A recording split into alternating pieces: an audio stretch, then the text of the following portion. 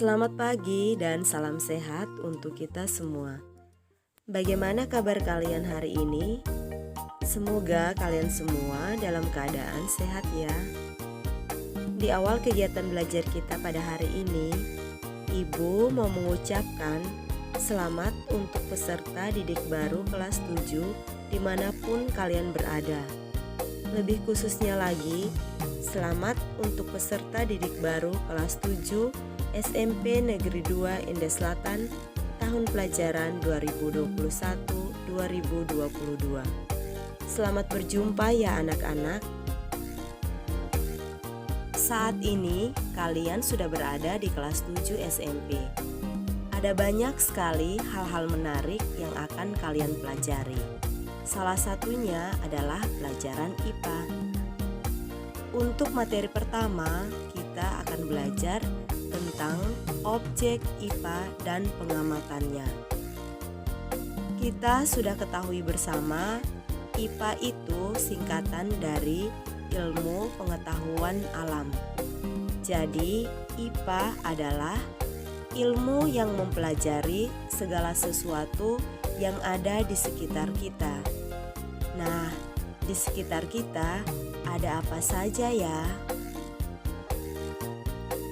Ada banyak hal yang bisa kita temui di sekitar kita.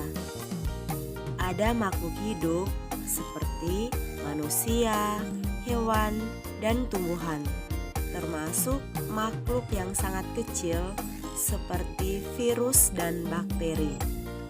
Kemudian ada juga makhluk tak hidup seperti tanah, air, udara, batu, awan, matahari, dan lain sebagainya. Anak-anak, yang disebutkan tadi merupakan salah satu dari objek IPA. Objek IPA dikelompokkan menjadi dua, yaitu objek biotik dan objek abiotik.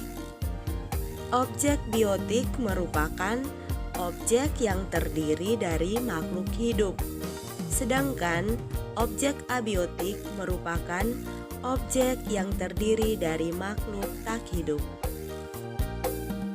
Selanjutnya, bagaimana cara kita mengamati atau menyelidiki objek-objek tersebut? Ada 3 hal penting dalam mengamati atau menyelidiki objek-objek IPA. Yang pertama, pengamatan. Yang kedua, membuat inferensi. Yang ketiga, mengomunikasikan. Kita bahas satu persatu ya. Yang pertama, pengamatan. Kita mengamati suatu objek dengan menggunakan panca indera, termasuk melakukan pengukuran dengan alat ukur yang sesuai. Pengamatan dilakukan untuk mengumpulkan data dan informasi. Yang kedua, membuat inferensi, yaitu kita merumuskan penjelasan berdasarkan pengamatan. Penjelasan ini digunakan untuk menemukan pola-pola atau hubungan antar aspek yang diamati dan membuat perkiraan. Yang ketiga, mengomunikasikan. Hasil pengamatan yang kita lakukan dikomunikasikan baik secara lisan maupun tulisan. Hal yang dikomunikasikan termasuk data yang disajikan dalam bentuk tabel, grafik, bagan, dan gambar yang relevan. Anak-anak, itulah 3 langkah penting dalam mengamati atau menyelidiki objek-objek IPA. Dengan mempelajari dan melakukan hal tersebut, kita memiliki keterampilan untuk mengetahui bagaimana mengumpulkan fakta dan menghubungkan fakta-fakta untuk membuat suatu penafsiran atau kesimpulan.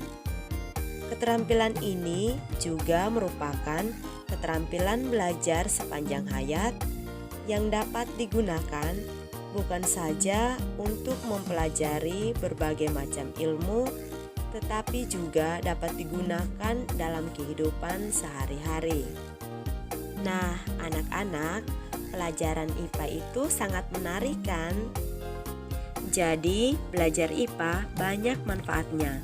Pertama, kita mampu memahami berbagai hal di sekitar kita. Kedua, meningkatkan kualitas hidup. Ketiga, menyelesaikan masalah. Dan keempat, berpikir logis dan sistematis. Kemudian, apa saja ya objek yang dipelajari dalam IPA?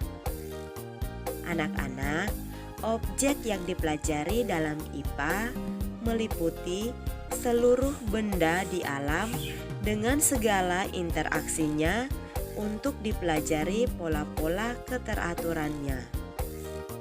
Objek tersebut dapat berupa benda yang sangat kecil atau renik, misalnya bakteri, virus, bahkan partikel-partikel penyusun atom. Objek tersebut juga dapat berupa benda-benda yang berukuran sangat besar, misalnya lautan, bumi, matahari, hingga jagat raya. Nah, anak-anak, sudah paham kan materi kita pada hari ini? Semoga kalian paham ya. Untuk pertemuan selanjutnya, kita akan belajar tentang pengukuran sebagai bagian dari pengamatan. Tetap semangat ya, meskipun belajar di rumah. Dan jangan lupa selalu menjaga kesehatan. Sampai jumpa. Semoga Tuhan selalu memberkati kita semua.